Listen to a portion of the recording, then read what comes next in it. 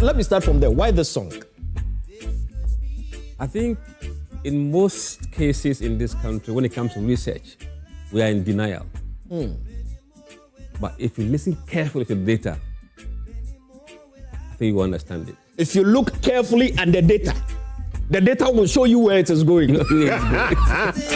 So based on your research, let me just put you on the spot. Where do you see 2028 going? In terms of what? In terms of presidential elections. Or is it too early? It's not too early. Where do you see it going? At the moment, the polls shows NDC in a pole position. At the moment. At the moment? Yes. Are you saying it could change? I mean, polling changes over time. It could get better or get worse. What kind of factors could change it? I think it's the economy. Every economy has been fought on the economy. Mm-hmm. Every economy. Every election. It has been about people's pocket and stomach. But should that really be the only factor? It's not the only factor, but it's a predominant factor. If you look at the last election, there are 5 top issues that bother voters. Number 1 was economy. Number 2 was jobs. And 3 was education. And then we have infrastructure development and then corruption. They interchange positions depending upon what the issues are at a point in time. I like these issues that you've mentioned. Let us assume Mr. Musah Dankwah is going to have dinner with the president tonight, and you have an opportunity to table 5 issues for him to fix as a matter of urgency right now. Which would be at the top? Which would follow? Which would be 5? Arrange them in order of the most important to you to the least most important. From your perspective, what do you think should benefit Ghanaians the most? I never thought of this, but I think let me go with the voters. What do you think would be of prime importance to them? The prime important thing I will mention to him is youth. Number 1. Youth unemployment. Youth unemployment, number 1. Yes. Which would be number 2? Number 2 is the fight against corruption. Corruption, number 2. Which would be 3? Number 3 is health. Health. 4? Education. Education. And 5? Broadly, what should I say? 5 would be.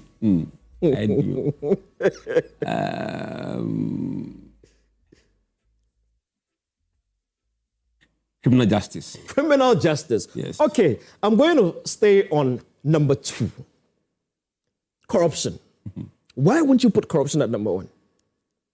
If corruption is number 2, then it means you rate it quite high. But why wouldn't it be at the top 4? If I listen to voters, when you ask them whether corruption level has improved or is getting worse, they are saying by nearly 60% that is improved. What about you? What do you think? I think it's improved, perception-wise. Perception-wise? Yes. I like that, perception-wise. Because you do know that the fact that somebody is yelling, there's corruption here, there's corruption here, does not necessarily mean there's corruption. The corruption we talk about, it's not just political corruption. The system itself is corrupt. I like that. Shed a bit more light on that for me. You know, people at the very lower levels are engaged in corruption. They won't offer any service until you pay them. You give some incentive. Yes, and I think we need to have a rethink about how those things can be minimized. I mean, the political ones, they are quite expensive, they're quite big, but the little ones are the ones that grow to become big ones. A politician friend of mine once told me that politicians are not corrupt, but especially those who are put in the ministries, the people that work there, the people that push them. They enable them. They are enablers. So it is not the politicians who are corrupt, it is the people behind them or the people. Look. If you're not corrupt, no matter how enticed they get you to be corrupt, I think you will resist it. Right. But when you are also corrupt and they bring it, then you kind of jump onto the bandwagon.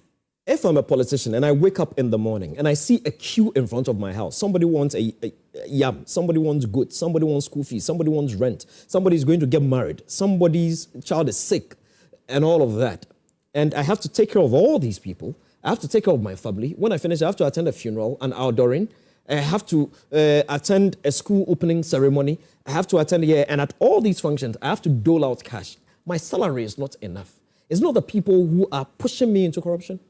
There are a few things that if we fix as a country, they won't come to you in the morning queuing for money. Like? If we are able to fix education, why should they come to you for school fees? The fact that you've educated me doesn't mean I've gotten a job. I mean, the NDC... No, we're talking about fees, school fees here. Yes. Different matter. Yes. Let's take one issue after the other. At a time, yeah. If system works, the education system works, the schools are working, and government is paying your fees, free education, why should you go and get money from your MP to go and pay school fees? Well, that's one. Yes, if it is working. Yeah. Health.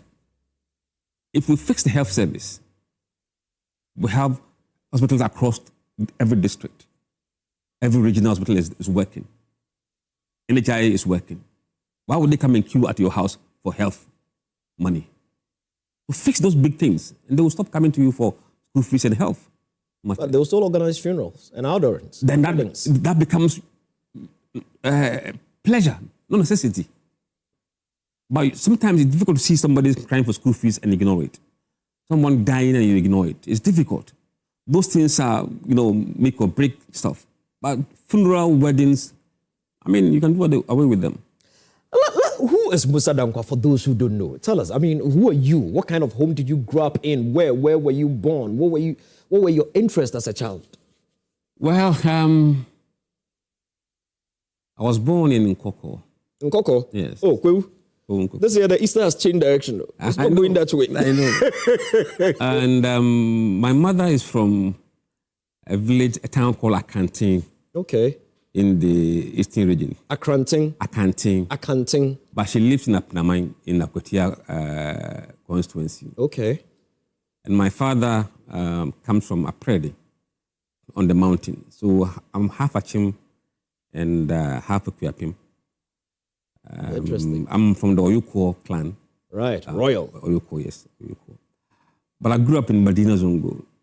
And so it's very convenient when they call me Zongo. Zongo boy. Little forecast.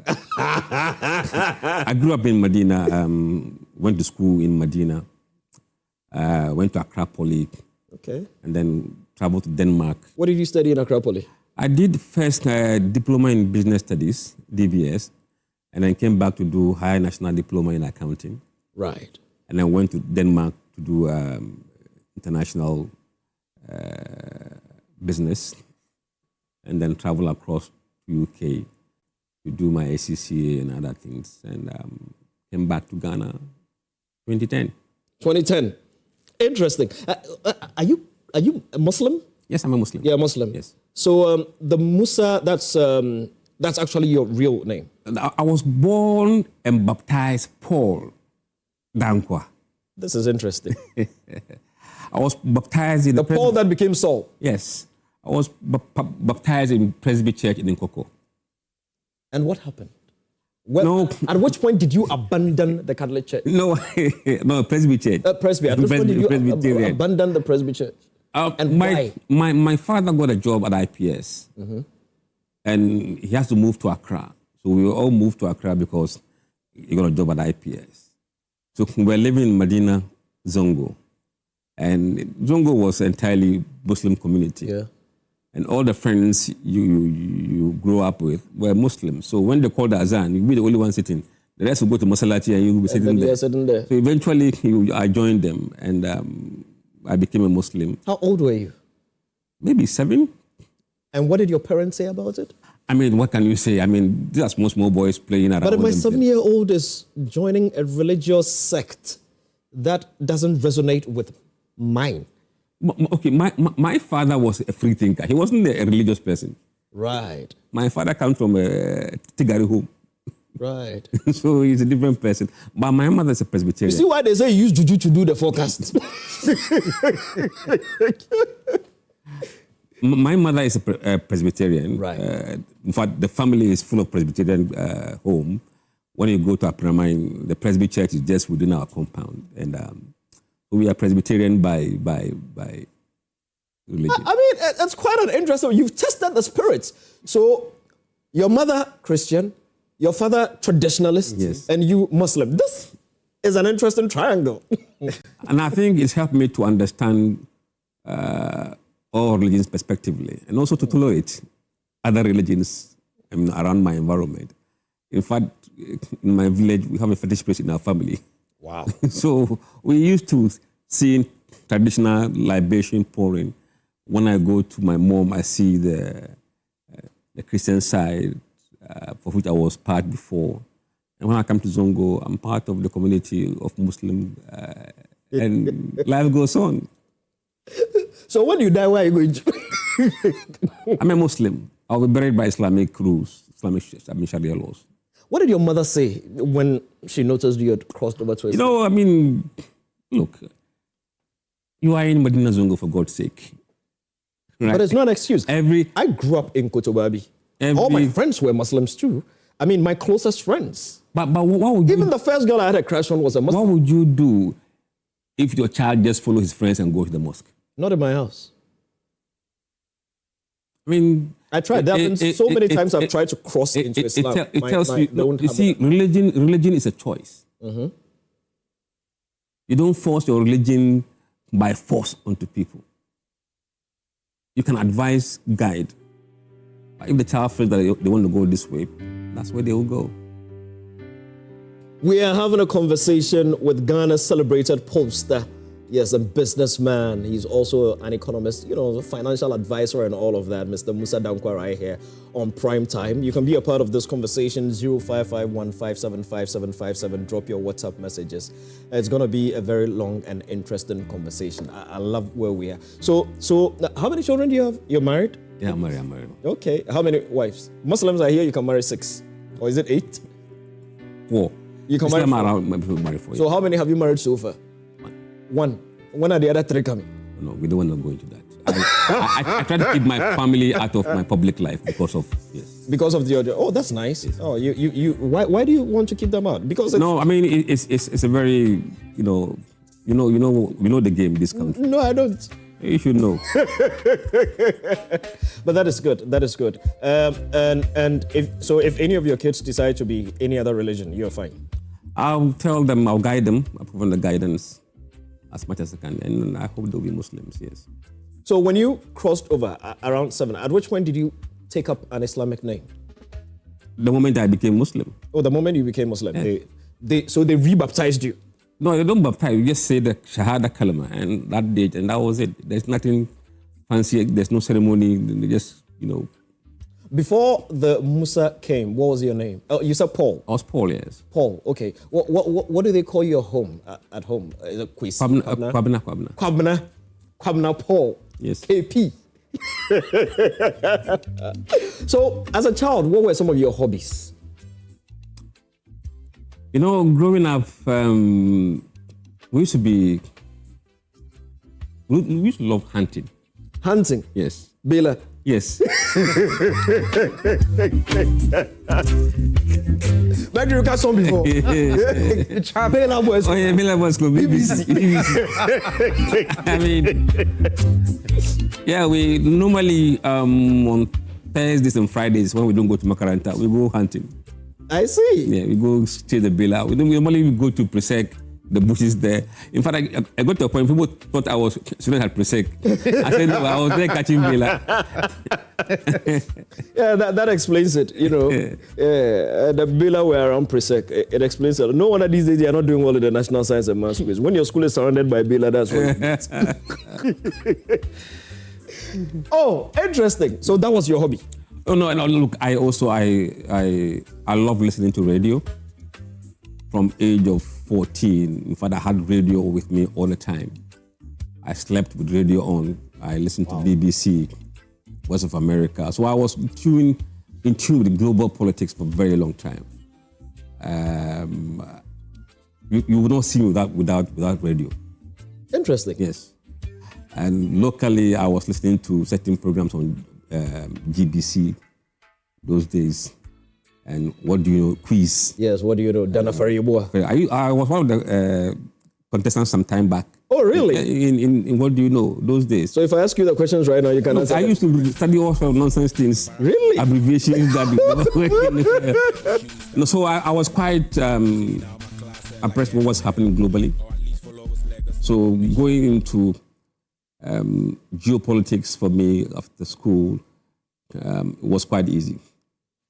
And also was quite familiar with the Middle East, North America, and the African continent. So I was quite, How do you see this USA, Israel, Iran war ending? It will end. I think it's not in anybody's interest to have this war continuing. For America, I think they are in a hurry to bring it to an end, even though they won't say that. Gas prices, I understand, around $4 is quite unsustainable for them. And they're heading to midterm elections, which is November. You can't go into midterms already unpopular president with this war on your neck. I mean, it's going to kind of decimate the Republican Party. So they want it to come to an end. As to how fast, I really can't tell.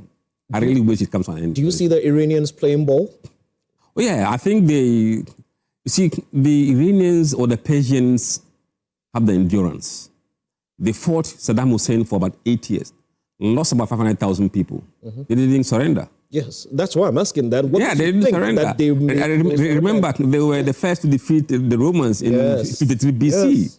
So, and they have a very difficult terrain. Their environment is very... They are surrounded by mountains and a lot of vast land. So you cannot even... So when I heard Trump was sending over 3,000 troops, you're joking. That was peanut. I mean... to do what? And Israel quickly came out and said, if you are going by ground, we are not joining you. No, because they know the terrain. They know you cannot beat them on the ground. That would be suicidal. That would be suicidal. Because the people are surrounded by mountains and then a lot of desert for a lot of desert. Both sides. All sides. In fact, the only place that you can land is the middle part of Iran. Yes, exactly. How are you going to survive? And they are not people who give up easily. No, you see, I always believe that when you understand the people very well, the culture, their philosophy, you know when to wage war against such people. You know, even among our communities, I mean, say, people for the empowerment. You know that when you go and attack them, the way they'll come at you. So you have to be very careful when you apply certain things. So you have to understand some of those things very comprehensively. And I think Trump didn't listen to anybody. He says he's obliterated them. And he says he's giving them, they are negotiating to open the Strait of Hormuz. If they don't agree, he will blast them to... He should declare that he has won. Then we just have to move on. He has won. But do you see this escalating? And no, I don't think there is interest in escalating the war beyond what we have seen. I think they are very cautious. They know the consequences on the global economy is quite, difficult. About 20% of the global trade goes through Hormuz. Yep. And we can't afford to have that artery being destroyed. It will be catastrophic for us all. Fuel prices have started going up in Ghana. Yeah. Do you see it getting worse? Today, it's around $100. So it's kind of receded a bit. Our prayer is that it doesn't go up to $150. I believe that if it goes to $150, it will be a disaster for everybody. But the previous government, when they were in power and the Russia-Ukraine war started, this current government was in opposition. And they said they didn't understand how Russia-Ukraine could affect us here in Ghana. I think some of these things were overplayed politically. So you think the previous, when they were in opposition, some of the... Political parties always exaggerate. But I think what it was clear was that our problem was not caused by Russia and Ukraine war. Could it have been a part of it? It was made worse. By Russia and Ukraine war? Yes, but it didn't cause it. Right. That is a fact. The World Bank has said that even the COVID made things worse for us. It didn't kickstart our predicament. So in your opinion, the previous government was hit by COVID, then they were hit again by Russia-Ukraine war. Does it get any worse? Has any government in the history of this country experienced something that terrible before? Since the start of the Fourth Republic in 1992? Not that I recall. Not really, but you see, if you look at the COVID war, the COVID crisis and the Ukraine crisis, there's something in finance called debt sustainability. Yeah. When you are highly indebted, and a chunk of your revenue goes into debt servicing. The moment your revenues slice a bit, it'll be a problem. Mm-hmm. If you do finance and accounting, something we call, what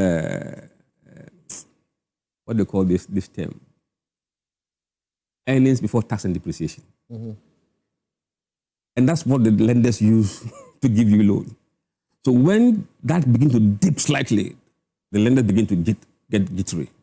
And that was why the rating agencies were getting jittery and kind of downgrading us because our revenue was so tight that any slight decline in revenue could mean you can't afford to pay your interest, and that becomes a problem.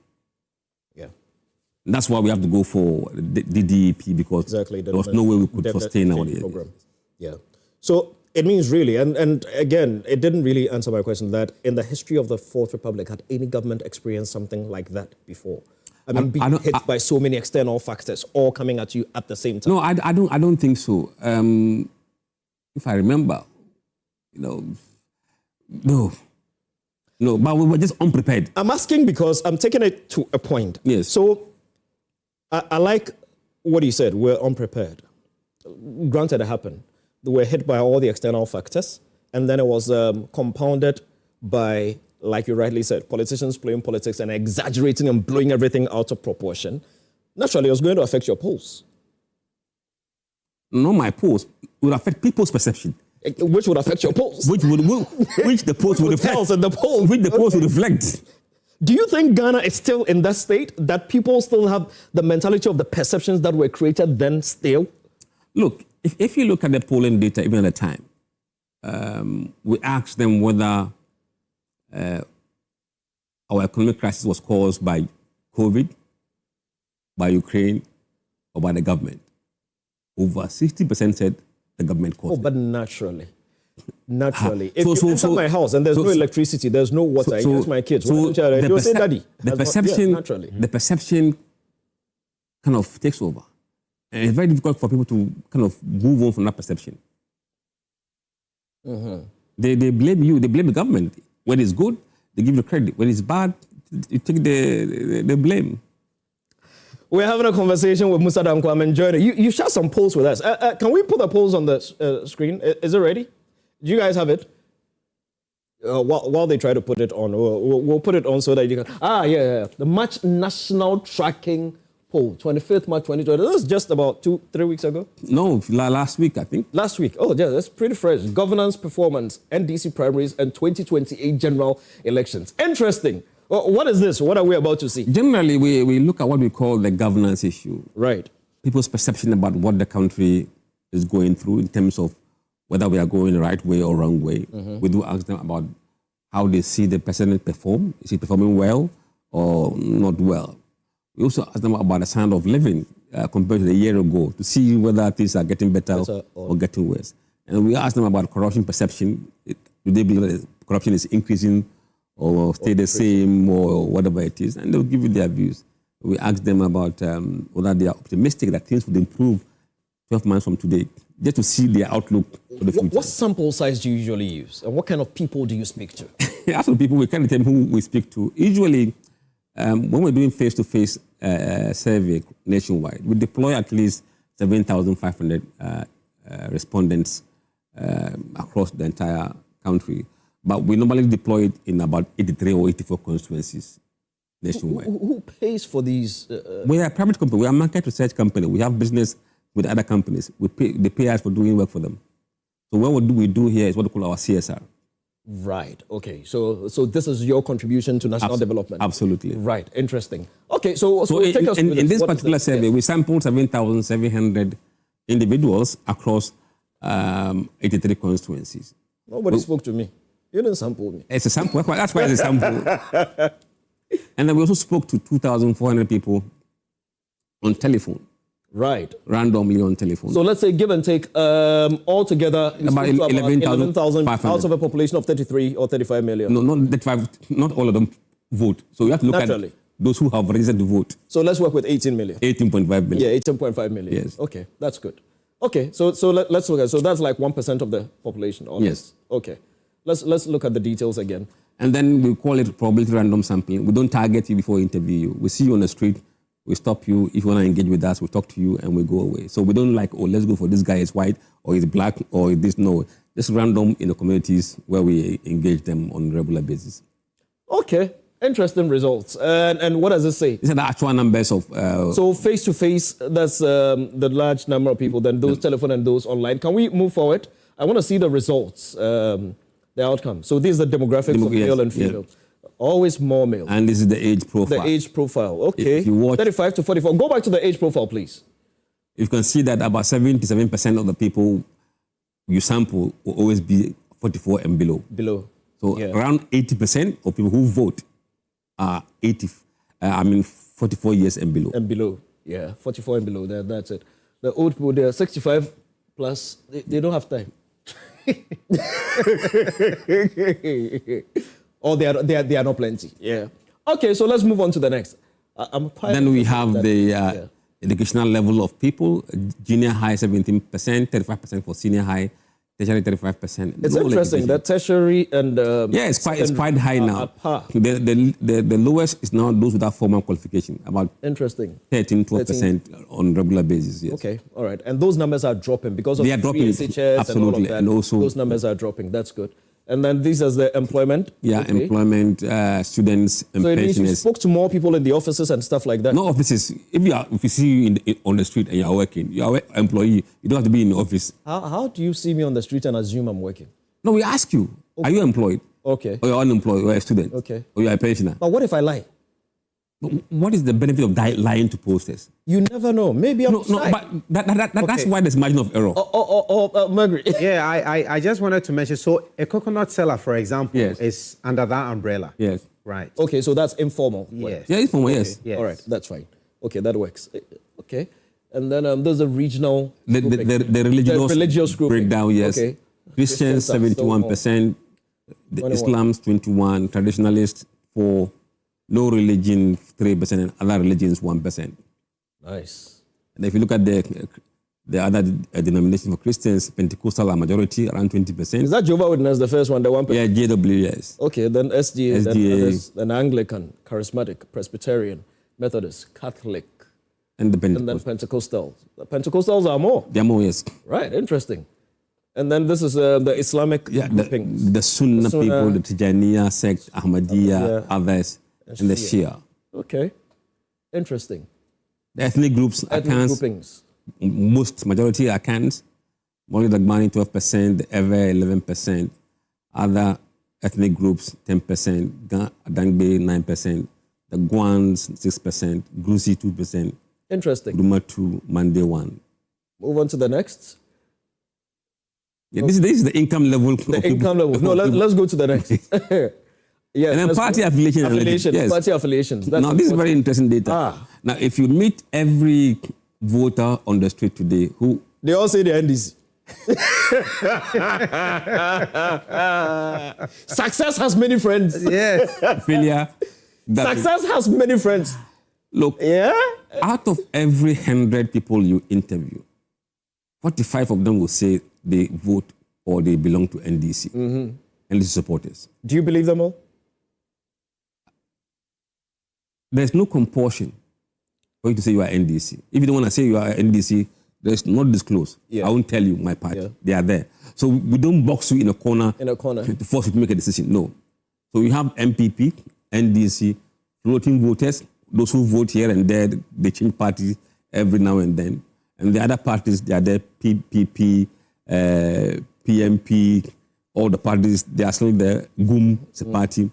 And then those who say, oh, I know my party, but I won't tell you. So the option is there for you not to make a choice. Not to make any choice. And they are the ones who say that they won't tell you. Interesting. Let's move on to the next. No, move to the next. The trends, Now, this is the regional one. These are regional party affiliations across. Okay. The most striking data here is the MPP. Can we go back to like the past 2 slides? Something interesting there. This one again? So what? In December, 26% said they were with MPP. Yeah. And then when you went back in March, 1% said, no, we are no more. We are no more. Yes, they have moved. They have moved. And NDC was 41%. Now they've gone to 45%. I find it quite curious and strange, though. Right. Because, between December and now, I mean, for those of us that listen to regular radio and all of those, this is the time frame within which I've had a lot of complaints about the current government. I mean, it's been rosy all along, haven't heard any negatives. And this is the first time I've heard cocoa farmers complain about their monies being slashed. You've heard about these. So if within all these complaints, the numbers still go up, and then it's quite interesting. It's a problem. Is it a problem or is it interesting? I find it interesting. Well, it's a problem for MPP. Right. Okay, that's interesting. Yeah. Or could it be?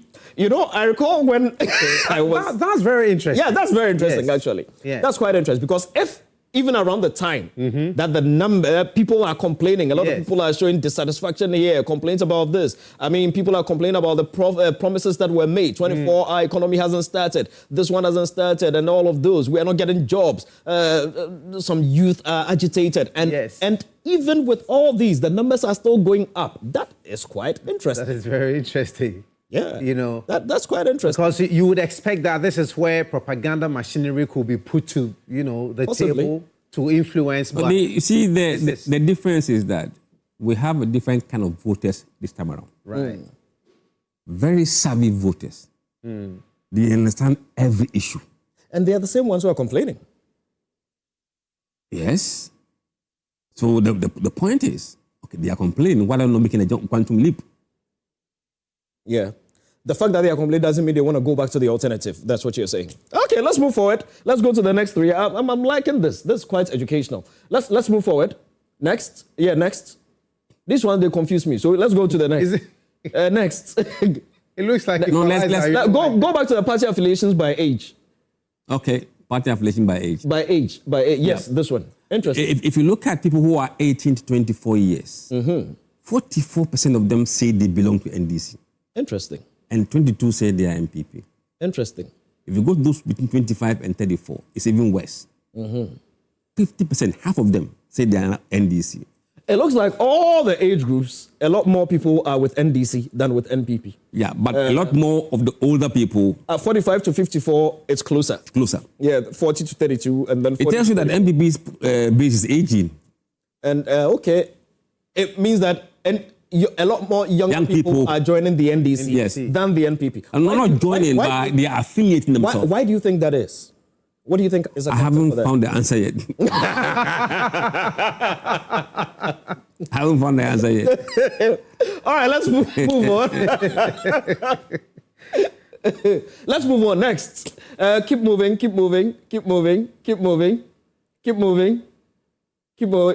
Okay, direction of the country. This is interesting.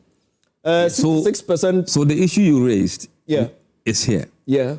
When we asked them whether they think the country is in the right direction or wrong direction, it was, look, in December, that number was 66%. Now it's at this decline. It has dropped a little bit. 65%. 5% because of the complaints and stuff that And those who say wrong direction has moved from 24 to 28. It's moved up. Where did they come from? No opinion. Yeah. Before they said no opinion. Now they have an opinion. Now they have an So opinion. you can see that this quiet slightly showing here. Okay. Not big enough to move the right direction to wrong direction. So this is key for the ruling government. Yes. It is definitely No, for everybody. for everybody. Even the opposition. The NPP. Yeah, even for the opposition. At least, okay. So so it means the complaints are indicating. What they have to make sure happens is that people move from right direction to wrong direction. Wrong direction. So people do admit it is going to the wrong direction, but it has not affected their party affiliation yet, technically. Okay, that's what... People can be MPP or NDC and criticize... still be objective enough to say, look, we are not doing the right thing, we are heading the wrong way. Yeah. Let's move to the next. That's interesting. Direction of the country. The same by regional way, but here, every region, without exception. Okay. Go back to the previous one. Every region, without exception, say the country is headed in the right direction. Okay, generally. Okay, let's move forward. Let's move forward again. Job approval of the president. What do you mean when you say job approval? Simple. Do you approve or disapprove the way the president is doing his job as a president? Okay. I approve, I disapprove. You personally, do you approve or disapprove? I'm among those who approve. You are Mercury, do you approve or disapprove? But we want to. You say you are, but we want to know. Among those, I approve. You also approve. I approve. Okay, Yes, approve. Yeah. I approve. Right. So this is 60%, 67 approve, 67 disapprove. That was No. This was in December. December and March. It has remained the same. Yes, it has remained the same. Yes. Okay. So it's the All right. same. Okay. Interesting. But there was a slight change between. Disapproval has gone up by Disapproval 2%. has gone up a bit by Yes. 2%. They came from no opinion. Yes. You see, this data and the other data, they correlate. They correlate. They Yes. correlate. They show. Let's move forward. Interesting. Job Again, approval, the whole region. split, they all approve. Okay, let's move forward. Me, I had only one problem. You know, sometimes I find it difficult to understand Ghanaians, we as a people. When this issue of the use of the jet came up, and people were, oh, it is wrong to use it. Yes, I do understand the issue of conflict of interest, especially if the brother is probably winning some contracts, even if it is legit. He's gone through the mill, he's gone through the bidding and everything and has won it. People may think because you're doing the government a favor, naturally, you may have a certain edge over other people, some bias and all of those. And yes, the government has come out to say yes, but we're using it because we're saving money. We want to buy a new one. In the interim, we're using this one. It's not costing us anything and blah, blah, blah. If the people still say they want, it is their taxes. If they say rent, rent. Or? But have they said they should rent? Well, whichever way, at the end of the day, it is their taxes. If, for instance, if we don't have money and I'm trying to save you money, and you say, no, don't save us money, spend the money. Spend the money. The issue is that you have not gone to ask the voters whether the president should use that jet or go out and rent. Oh, but you see, if the president should ask people every time, we should go to a forum. No. That would be tough. No. What you said is that if the people want, and I'm asking you, how did you know the people want him to Well, rent? we hear the complaints everywhere. No, if you follow that kind of sentiment, you will be misled, though. But the sentiments are showing on your results. You'll be misled and you will mislead. It's not the same sentiments that you've gathered to get some of these show results. me which of the sentiments. Which of the data shows that it should go and rent the jet. Oh, no, that was just by the way. So who leads the NDC in 2028? Let's go there and see. Was it last 2 weeks Paul Adomoche was here? Yes. We had an interesting convo around so let's see if there's some correlation. Interesting. Very, very interesting. 32% for Atuforsen, 25% for General Isidun Ketia, 23% for Haruna Idrisu, 14% for Professor Opoku Ajiman, Nana Jane, and 5% for George Kwe. I said someone else. It could be me. If you found Rana, you get 5%. It could be me. You never know. But Paul was close. Let me hear from the owner of the statistics. Right. How did we get here? How did Ghanaians get there? This is Ghanaians' view. Right. That's about 1% of the population. A sample, the same 1% that we use to predict the election outcome. Well. Nowhere in the world you sample to 10% of the population. True. For sampling. True. Sampling or the sample is determined by the population size, by the margin of error and confidence level. It is a formula that you use to calculate, to determine. It's not by the big size. The size of the number of people. It is part, but it's not all. But this is interesting. In your personal opinion, forget the stats. Who do you see leading the NPP in 2020? The NDC in 2028. I'll come to the I don't have. See, I'm in a special position as a pollster. If you make your personal views overshadow the data, people would now not believe in the data anymore. Yes. So this is what the data. This is what the data is saying. Interesting. So Julius Debra, he's among someone else. Yes, among someone else. He's among someone else. What it is that if the people or the person you want to vote for is not among this list, you choose someone else. Mercury, it's like planning a concert. Performing live, Shatawale, Sarkodie, Stoneboy. Who do you want to see? And many more. So Julius Debra is in many more. Or someone wants to buy a ticket, so I want someone else. Yeah. What? And in some of the work we're doing, if you see someone else, then we ask you who? And write that name down. So which names were written? Oh, people were mentioning Julius Debra, of course. Was there any other name that was mentioned? Ablakwa. In fact, in the last poll that we did, the December before this one, there were other candidates who were there. Elkopoku was there, Ablakwa was there, many, for Alabi. In fact, the list was very long before. And realized that they were getting 1%, 2% here, and it wasn't worthwhile. Us carrying these names all the time in the field. So we said that if in December you don't obtain 10% minimum, we'll put you somewhere else. Put you somewhere else. That's the reason why people have come after me. Why are people coming after you? Because someone else they are not comfortable with someone else. Wow. So according to your data, the majority of the people that you sampled want Atto-Forson to lead the NDC in 2028. Yes. And not only that, if you look at those who say they are NDC, he actually leads by a wider margin.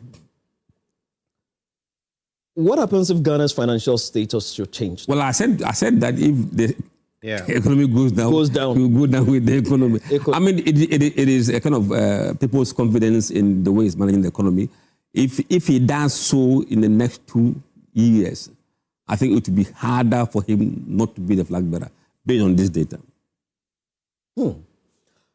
How do you see the party resolving this internally? Because General Mosquito is a very strong character in the NDC. Absolutely, he is. Very strong. A very strong character. But you see... And the grassroots love him. You see, I think sometimes we misread sentiments, moods, and data.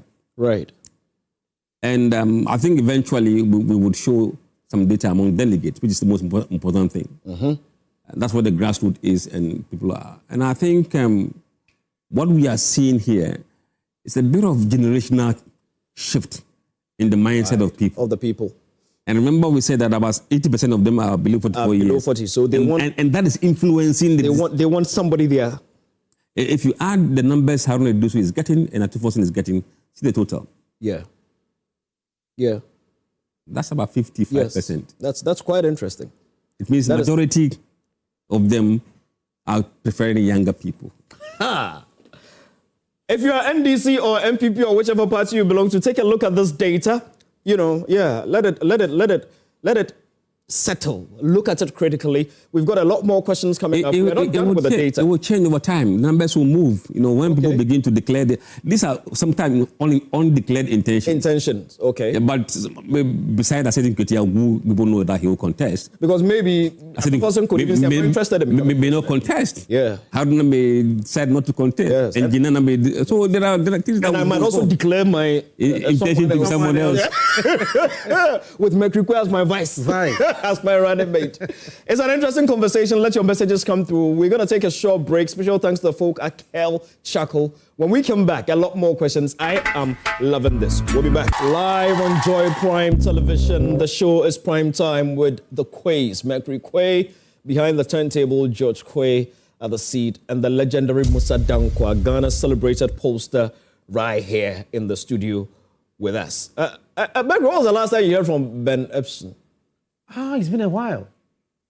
When was the last time? I don't remember. Before Musah Dankwah, it was Ben Epson. Ben Epson, yes. Until he started getting it wrong. But we have to be honest. But that's point. true. Yeah. Have you gotten some wrong before? Oh yes, you didn't hear that? Was it the Baba Jamal? What happened? What happened? The polls were saying that he was going to lose the primaries. But obviously he won the primaries with 32 votes. And it became a big deal. The Waterloo of Musah Dankwah. Obviously, when you are dealing with a small sample or small population, the margin of error is quite high. So it's okay. We'll get things wrong. Posters sometimes get things wrong. But I'm glad that it wasn't at the national scale or the national level, which is much more difficult to deal with than just local elections. It's okay. Some of the point that you are NDC. I'm sure you've heard that before. No, everybody's Some people thought I was MP because of my name, Dankwah. Oh yes, of course. Yeah, and then they say Musah, then he must be both.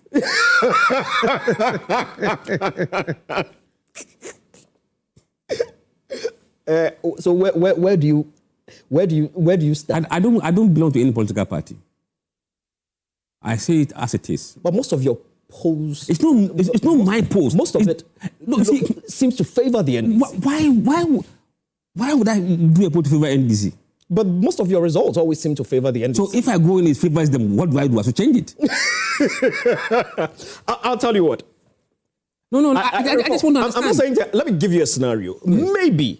Maybe, once upon a time, back in the day when I was working with Charter House, I think we commissioned a poll. You know, Charter House, I think, started GH1 team. And a poll was commissioned to see the number of people the kind of people who were watching the station. And the results came, and Charlie, nobody did watch GH1 at the time. But when we're doing shows, you see a lot of the crawling and all the things that come on and all of those. And our boss was wondering, I said, okay, let's call the people that did the research for us.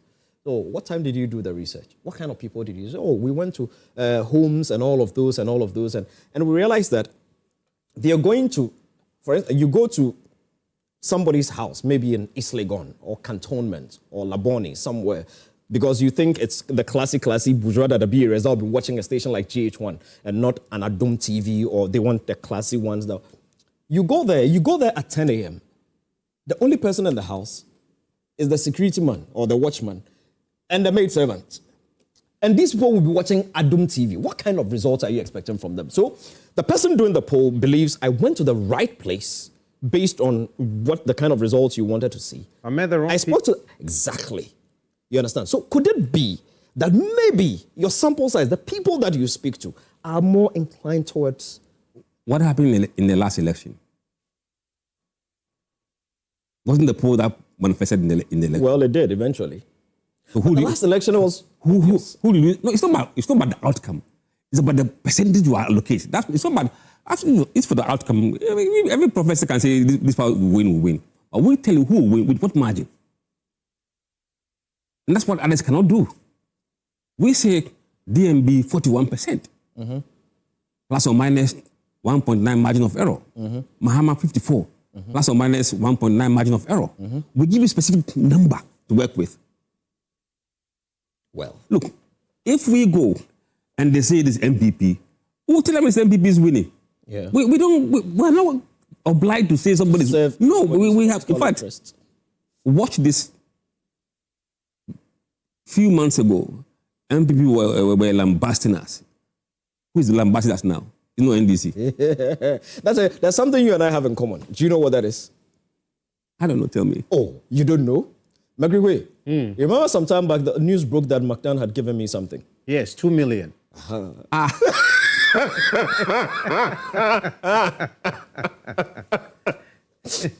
we have that in common. So when are we sitting down so we can put our 2 millions on the table, then we can break bread? You know, and sometimes I don't blame some of them. We have never taken a penny to do anything for any politician in their interest. Absolutely not. Not that we have not been tested, we have been. And they all know. We declined them. We don't mention names. They know themselves. Oh, so they offer? Yes. Wow. No, I think some clarity is needed here. So I like what he said. You said not in their interest, but you can work for them. Look, we are a private company. We do private polls. To know your fate. Yes. That is not published. So that they can commission you to do. Yes. And we tell you as it is. We don't play around. We don't. Look, we don't. Do you put those results out publicly? No, it's you give it to them. No, it's private. Before you start a work, you have an NDA. It's just for him. And we don't advise. Pure data. Take it to advisors to advise you. So they actually want to bribe you to put out results in their favor? Yes. Some will call you that, look, we want you to... Which party is this? I won't. It's one of those questions that you know the answer before you ask. But we have to try it. It is a very difficult job to do. And if you don't have high ethical standards, I think you will blow it up. There's no way you could do this job if you are hungry, you are greedy, you are unethical. You can't. And that's why I can talk with my chest out, but nobody in this country can say, I give this guy this. Nobody. That's good. And one thing I also don't do, I don't seek favor from any politician. No. I don't. Be it old or new government. No. People come to you for a favor. They think you are influential. So call someone and call someone. Then I'll tell you, I don't. I won't. My own family come to me. I said no. But I mean, for It's tough. somebody, It is tough. Yeah. You know, they think that, you have opportunity, you can influence. But I said no. for somebody to come out and say that you demanded 2 million, and I think in one of the pictures that I saw, they put a picture of you walking out of the Jubilee House, or was it something like that? They just took a picture of me on some of the news portal and they dumped onto somebody. If you zoom that image, you can see the person. It's not me. Are you going to take any legal action? Yeah, I have asked my lawyers to write to the lady who made the accusation to retract. And I've also asked the person that it was made kind of as if he was the one who made the comment. Also, distance himself from the person and the comment. I'm just waiting. Tomorrow's deadline. Dent on your character. Tomorrow's deadline we've given to the person. If she doesn't retract, our lawyers will submit a letter from the court. We're going to sue them. We're talking to Musah Dankwah. It is, but I find it bizarre. I mean, in one of my favorite books, works of all time, The Gods Are Not to Blame, Ula wrote me, he said, a bush does not sway this way or that way unless there is wind. What would make someone sit down to concoct a story like that? Look, let me tell you, we have made a lot of enemies in doing this business. You know, we have clarified and sanitized the space. In the past, those who want to contest national elections rely on certain people to create an impression that they are winning, they are popular. They are hired, right? Now the data is out there free of charge. Even those who are investing in politicians, they come to us, tell me who is worthy to invest in. Even at the party position level, people come to you, or they've come to me to sponsor them. But I don't want to waste my money. So which of these candidates is viable for me to put my money in? We do a poll, say this guy is a viable candidate. Right. So it has enabled people to see their true chances. It does not make you spend money knowing you will not win. So people are better off with our polls than without it. very, very interesting. I mean, but Mercury, do you have some messages there? And then we will activate the phone lines too. I'm really enjoying this conversation. An interesting one here. In your dealings with politicians, if I asked you to describe them, what kind of people do you think they are? Look, there are people who are decent and are politicians. And there are a lot of them who are not decent. Look, you know, while you see things objectively, they see things differently. And when you engage them, sometimes, you see, when it comes to this country, I'm very passionate. Sometimes I get into argument with party people. And then, look, we don't need to do party things all the time. Put the country first. Build the country. And your party will become popular by doing that. But no, they won't build the party first. Before the country. So sometimes you can see me on one, in fact, even this morning, I had the same argument with one grassroots person. And I said, no. You know, some of them are very decent. Some very competent, very decent. But you know, when this thing catch them, they're probably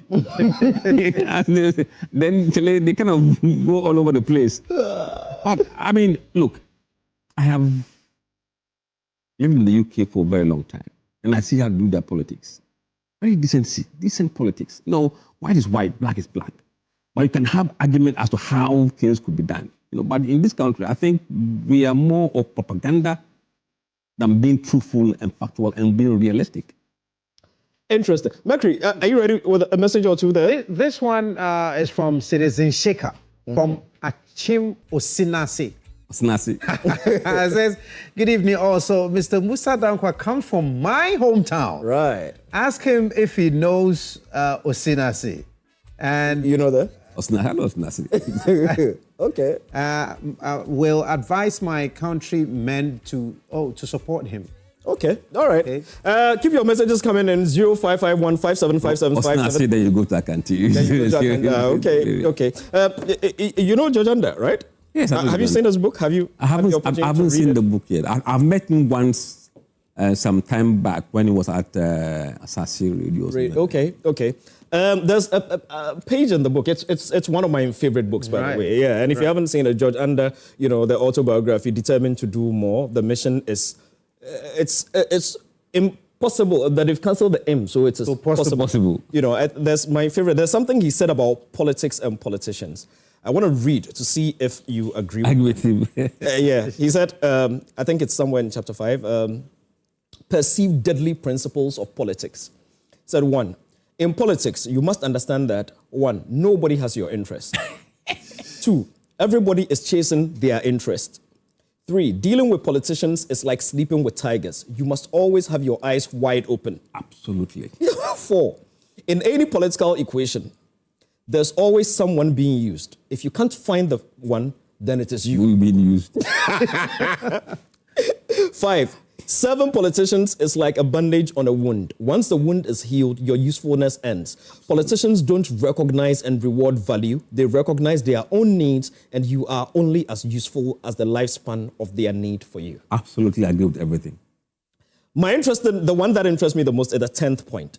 Said, lastly, to all the youth, it is too risky to sacrifice your career, health, personal character, social capital, and integrity in pursuit of short-term and temporary rewards offered by politicians, unless, of course, you are the one in control and have a long-term game plan. that one is a bit tricky because everything in this country is done by politics. Mm-hmm. And sometimes some of us, we made it because we came from the jungle and we didn't have to rely on anybody to make us succeed. But many people, they have to rely on some people to show them the door. It's unfortunate. I mean, it's not done on merit in this country. Yeah. Which is sad. And I believe and I hope that eventually, as a country, we move towards meritocracy. And people can get what they have to do. I like that word. Let's go to the phone line. We've got Peter on the line. Hello? Yeah, Mr. George Quinn. My brother, how are you, Peter? Kalina Bofonu. Oh, you want job on Yami? Me okay. Kind of no papa no to Ghana. Dromo so na kan so nuncho ka wonye. Mercury Queen. Enuga ka boy na. What done is oba wala kan ye. Na kan pepe. Atenye nchu ne bomode ne ke Ghana force ne nchu to Ghana. Nyami nyuma job. Si o mo ba ke George ni statistics man e yo ake. Nyuma wa me because man wo ye onupa ni ame yo ma ame wow. Be go ba se ni nyuma ba wo youth e ko me kama mo e ko ni abata ke ma. E ba wo ame no bodu. Ma won taw ni ma e taki. No ba pa ba se onupa ni ame yo to fa me se bi ba wa pe ke bi e ni o se be na fe ni jo mo e je be ke ba. Nakai. But only me. Nakai. Wo ko ni na be se o. Nakai. Ke ma ba yin ba jo onupa ye. Ni na ma se ke an be ke bi o ba se. Mama cha. Aba mommy na cha. I'm a bomb. Beni am be le bena me twi sumo. Be ke no wa fe le bena me twi sumo. Sika me fo, be papa ke foshin. Be ke no wa fe, be ba fo be papa ke foshin. Okay. Wa me nye ma o duba. Bena te ka me si ma awo. O ba fe, o ba nko ma o duba. Aba ko no. Nakai. Ka o no ma nya ba. Yo, man joy radon. So you understood what he said? Yes. Oh, you speak girl? I went to Lancontina LA Primary. Oh, but I'm not very fluent. Yeah, not very fluent. So to our listeners out there, in a nutshell, what he said was that our leaders should lead well. And if they lead well, the youth will also take over from whatever they leave behind, and they would continue in that same light. And if they don't lead well and they mess things up, eventually God is going to raise up a few youth, and they are going to take things over, and they are going to do it a lot better. And he wished all of us very, very well. Thank you very much. Do we have anybody else on the line? Hello? Felix. Felix, how are you doing? I'm doing good, and you? God is good. Are you also speaking Ganchi, Ewefante, French? I speak all the languages, so let me know. I'm doing good. What? Hello? Oh, Tree. and yeah, can you uncle Bema? Yeah, we tree. Into Casa, that's a swap fraying. Yeah. The person like down from Musah. I have into an art. Oh, yeah, then. Tell online, wouldn't credits and so. Who do we have? Do we have anybody else? Hello? Okay, let's move on. Mercury, do you have any messages out there? Then let's move on. Yes. Because, I mean, you didn't agree with that last one, eh? The one about the... That one was too strong. That was too strong. But you sort of like the one about if you can't find the one being used, then it's you. Is that really what it is? No, you see, you are only useful to them when you are... that one there. Tell you. You're only useful to them. Why? Have you had any such experience? Oh, several. Oh, really? Oh. Our work, this work is tele. You don't have permanent friends who. You don't have permanent friends? No, when it's going their way this time, they will hail you. And then when they start going the other way, they will crucify you. Wow. And for us, just stay truth to yourself and to the data and don't mind what they will say. We've got Peter on the line. Hello? Hello. Yes, sir. Hi, good evening. Yeah. Is this Peter? You are doing good job, yeah. Thank you very much, Peter. Where are you calling us from this evening? Bravo to Mr. Dankwah. Thank you. Yeah, he is doing well and he should continue doing the good job for Ghana. Thank you very much, my brother. Yeah. Thank you. Have you been following his polls? All the time. You believe in his numbers? Yeah. That's it. All right. He always gives us accurate. So who, in your opinion, should lead the NDC in 2028? Oh, the number one forcing. Ato Forsen, yeah? Yeah. All right. Thank you very much. Okay, and that brings us to the NPP. Have you done the polls for them yet? Oh, we had... for which one? We did the poll. You did the poll before they went for the primaries. And we got it absolutely spot. With the exception of the way Ken kind of collapsed, that was the only thing. And I think we gave that warning that in the last week, we couldn't tell where Ken numbers would fall to. Because he has kind of shot himself in the foot in the last week of the campaign, and Brian was getting that benefit. What did you think? How did he shoot himself in the foot? No, I mean, I think it was the last 2 weeks before of the campaign where he went berserk on Baumia, and that really video was just, it didn't go down well at all. It didn't go down well. I think even if he was going to lose, he wouldn't have lost in the way he lost. He lost. Yeah. Brian nearly edged him. Hey. As they would say in football, talking about the NPP, I mean, if they came to you and said, look, advise us who you think should be a running mate. We don't advise. So are you going to do polls for a running mate for them? No, but I normally don't enter into running mate options. Why? But when the decision is made, we ask them whether they agree with it or not. Or not. So we don't want to influence who they pick as running mate. Mm-hmm. You know, I mean, it's up to them to decide who they pick as running mate. But when that decision is made, we can go to the people and say, oh, they've made this person running mate. What do you think? And that is a post event. I'm curious. Don't you think advice is something they could actually pay for? Since you have to be very careful you don't put yourself in a conflict of interest. Right. If Baumia comes to you for advice and you advise him, and let's say a certain Ketia wins and comes to you to advise and you advise him, you are advising competing clients. Competing brands, yes. That's right. So we give you data, you go and find your own advices. Advices. Right. If you want to advise, then you have to give exclusivity to somebody that once I advise you, I won't advise anybody. Do you see yourself stepping into politics full-time someday? No. Why? I want to be able to speak my mind. I serve the country, all right. You don't have the position to serve the country. Somebody will do what you're doing. I mean, before you, we had Ben Efson. Though after you, there'll be somebody. Luckily, this is not my full-time job. So it doesn't keep me awake at night. No, it doesn't at all. People think maybe, look, it doesn't bother me when I do the polls. Interesting. I hear we've got Entry on the line from Kingsby. Entry. Yes, Pacho. Entry. Unyana is saying. Pacho Boko. And Kingsby is saying. Oh, I hope. Achimota Kingsby now, Chena. Pacho. Hey, so hotel neguso ho. Kenzie Hotel. Almost swimming pool be na hostel. Bibia. Near be Jerry who a chapa. A chapa. Na me name krikwe yataba. Okay, unia. Intino mawakwaba. Obetimi ni yedi nkomo. Me person is Mr. Musah Dankwah say MPP running mate Napo no eyemaya na yesa ye kai change na yo kediba. Enyumre we didi. My didi pa me say no na me bi sa so Obe ha jempa you to be mbisa ne offer we be say already they've said that I've taken 1 million for that position. For which position? In a post position. You see, Makoji's going to 1 million. To push Napo as running mate? Napo running mate. I'm not going to get involved in MPP running mate. Okay. No. No, but the question, he's not asking he's asking if it was a good decision the last time, in your opinion. In the last time? Yes. I think what he's asking. last time, I don't think it was, because the poll number shows that it wasn't a good decision. Yes, at the time.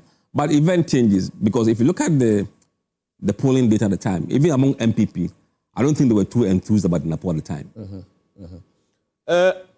Entry, so what's it? Entry, Okwana. I need a young Lashibi. Hello, who do we have from Lashibi? From Dankwah. Oh, Dankwah. Dankwah wants to talk to Mr. Dankwah. Dankwah, welcome. Good evening. How are you? Mr. Dankwah, well, in summer, in fact, politicians don't know myself, we are careful. They will use you and don't use them. When you hear any party so no, or Ghana more. No more Kenya might getting floating votes as you decide. It's all year no one give them Ghana. It's young corporate, no more damage. It's all the brain in our years. Okuja to say no, but I say the Kafani in Yoma. Like he said, they think of the nation first, not the party first. They said in the Bible, seek ye first the kingdom of God and its righteousness and all other. So when you think of the nation, what king or man who first position you are party because a man who never with you. But I want to just say who is Nyamishra. So into the 2028, what shall I call him for side? 2028. Yes, poll now the phone number one. Yeah. I say finance minister. Yeah. And Haruna Idrisu. So obviously you have to pick up. Finance minister based on the economy and obviously managing. Yeah. And so they are combination of say obviously have a president. But on should not paying it. All right. You see NPP, NDC in Amaga number. NPP, NDC, Amaga number. If you rely on NDC, NPP, then you also need to decide to know this thing. No idea. Yeah, true. And through your politics, they be actually Ghana first. Ghana first. Any country be a Ghana. No correct. All right, Unia. Thank you very much. Medase.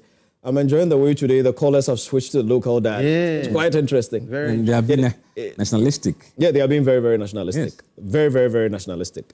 In our conversation, as we try to wrap the conversation up, I'm going to take you back. I'm going to take you a bit into. Do you follow sports?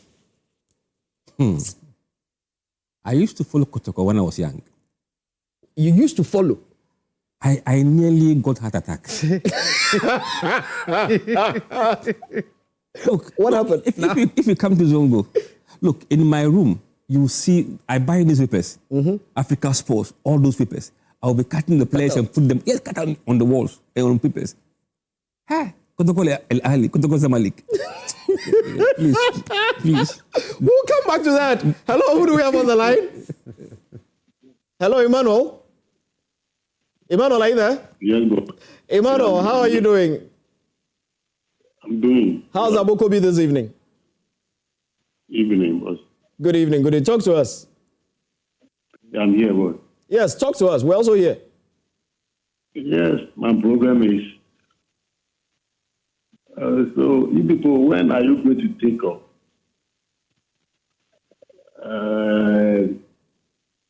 The Ghana the day that they will born a child, like America today. Please talk to our politicians that they start taking care of. Chairman, are you okay? Hey, the devil is a liar. But what was he saying? I didn't hear. I'm so trying to put it together. Kotoko nearly broke your heart. Hey, the last one was Ghana and Algeria. That was when I left football. in Tlemcen disaster. Oh, now I understand what he means. He means that he used to. But eventually I started supporting again when I was in the UK. So I support Chelsea. And now Chelsea my is team. in a big mess. You support that union. Chelsea is not a club, it's a union. Chelsea. No. Oh, Chelsea. Chelsea. No, I think Chelsea has been affected deeply by the Ukraine-Russian war. you know.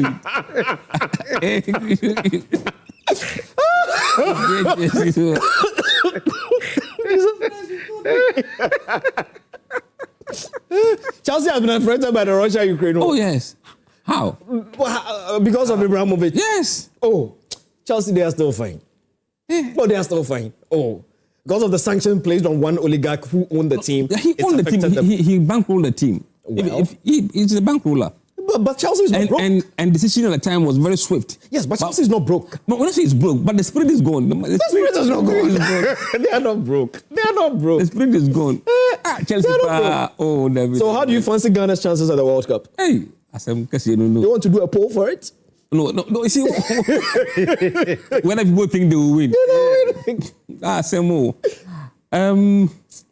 I don't think they're in the best shape. I mean, things could have been better.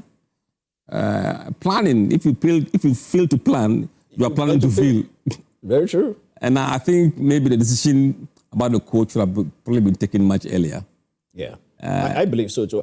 For me, I was scandalized that after not qualifying for the AFCON, we still kept him. I was shocked. I did not. I did not understand why. I actually liked when he was appointed. His youthful exuberance. Yeah, I mean that's. But I think he didn't live up to expectations. No, he didn't at all. And for me, I mean, it was the stroll. And I think, somebody's got to have a serious conversation with the entire FA, because if you look at the amount of money.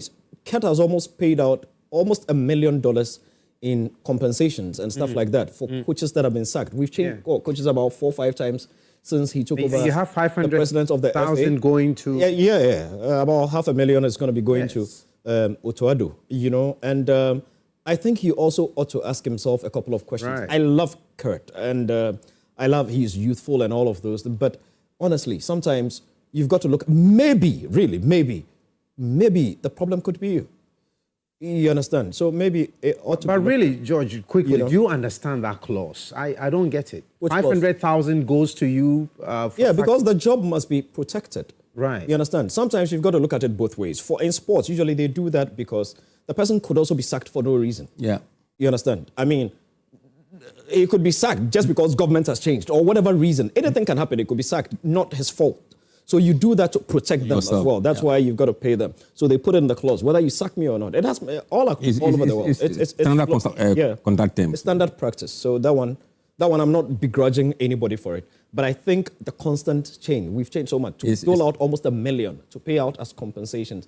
I think somebody's got to ask Ket a few questions. And he himself needs to really do some introspection. Like I said, I love him. I do not understand football the way they do. I'm probably wrong. But I mean, I have not seen Ghana win anything sensible since he took over. Let's be frank. I mean, this is the first time for the life of me that for a very long time that I've heard us not qualify for even AFCON. And it's all happening under your watch. I think, and I'm making reference to the Black Stars specifically, right. And I think he ought to ask himself a couple of questions. I mean, granted, with other teams, maybe like the Queens and stuff, you may have done well at other places, the younger folk, you may have won. But Ghana's soul is the Black Stars. We are crazy about the Black Stars. and the constant heartbreaks and disappointments. It's too much. And so you don't see them going far in the World Cup. No, I have to be optimistic, but also realistic. As a nation, I wish they do well. I will support them, come what may. I hope they make progress beyond what we have always done. I don't wish them bad at all. But according to form, if you haven't prepared very well, that's the thing. You don't expect. Are you going to go to the States to watch? No, I have never been to the States. I don't think I will go anytime soon. Why? They don't even let me in. Why? You've been banned from entering America? I'm one of those they will flag. Why? I don't support. You have issues? I don't support their policies that they've been dishing out since Trump number 2. Yeah, I want to ask, do you think the war would have any effects on the World Cup? On the World Cup? Oh, yes. How? I mean, there are certain countries, they will not issue them with visas. Like Iran. Visa. Trump said, as for the World Cup, they can come and play, but he advises them not to come. No, they are among the countries that he has banned them from traveling to the United States. So it's a bit convoluted. I mean, it's a mess, really. But there are already Iranians living in the States, so they can still... No, but they don't rely on such Iranians for support. They bring people from home who will chant, yes. Yeah. And they will not be allowed to enter. They don't want to enter. So as for Kotokodia, you've abandoned them totally? Oh, in fact, the last time I don't even do local sports anymore. Oh. No, it was that the only time that I wake up is when they are doing Hassan Kotoko. They wake up small. After that, they go home and sleep. It was that. Oh, no. I was really mad about football. Sometimes I couldn't eat for 2 days. Wow, that's serious. Yes, that's serious, yes. Do you play yourself? I used to play, yes. What position? I used to be a goalkeeper. Oh, okay. Yes. Even at way back at secondary school, I was goalkeeper in the secondary school. Oh, interesting. Yeah. But actually, it nearly killed me. Oh, my goodness. Charlie, we have to be bringing this conversation to a close. I mean, look, in wrapping up, if you were to sit the two front runners of our two political parties in a room and have a candid conversation with them based on all the polls that you've done, all the interactions that you've done, all the people that you've talked to, what would you tell them both? Let us start with Dr. Mahmoud Bawumia. I'll tell him to listen to young voters. I'll tell him he should listen carefully to young voters. And for the third time, listen carefully to young voters. And communication is very important. How you communicate and the language used to communicate and the respect that you attach to communication is very important. And also be honest and truthful. Sometimes it's difficult, but you must say it as it is. It will earn the respect. Because the era of those old-time politics is gone. It's gone. So if there is anyone in your campaign team that still thinks we are in 1992 or even 2008, in fact, you can't even go beyond 2016. Things have changed. Things are not the way they used to be. Interesting. And for JDM? Listen to the unemployment. He just got one term. Yeah. I think the legacy he can live, he's doing a lot of infrastructure, fine. But the soft issue, which is the unemployment issue, is quite important. Yep.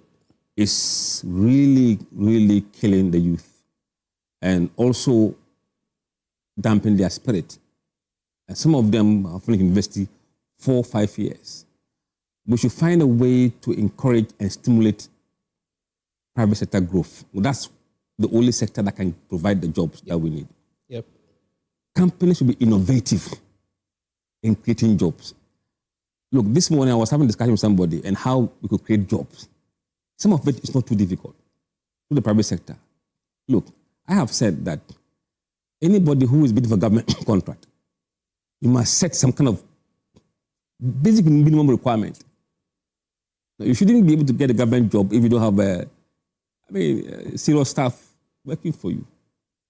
There are situations where I understand using project management, you have expecting companies that can set up a company, but then they will outsource or get others to work for them. But any serious government contractor, you must have some kind of employment criteria you should meet. And also one thing I also want to mention to them is that, look, there is no mechanism to report employment generated. I'm a private sector. In the last few months, I've employed about 60 people. Wow. The government doesn't know that I've done this. You've done this. So how do I inform the government the jobs I have created? There should be a way of reporting. Yeah. Voluntary, it could be a portal. That, so we can say, in the last how many months, about 120 jobs were created. Scientific jobs, not the one that on paper we calculate, multiply and subtract. I'm sure in a way, if they are able to work with the tax companies, they will be able to see some of these things. Because when you pay them, they'll pay their taxes. See, when you push the tax, people are trying to do the tax anyway. Mm-hmm. So let that be a voluntary way of reporting than linking tax payment. Linking it to tax, yeah.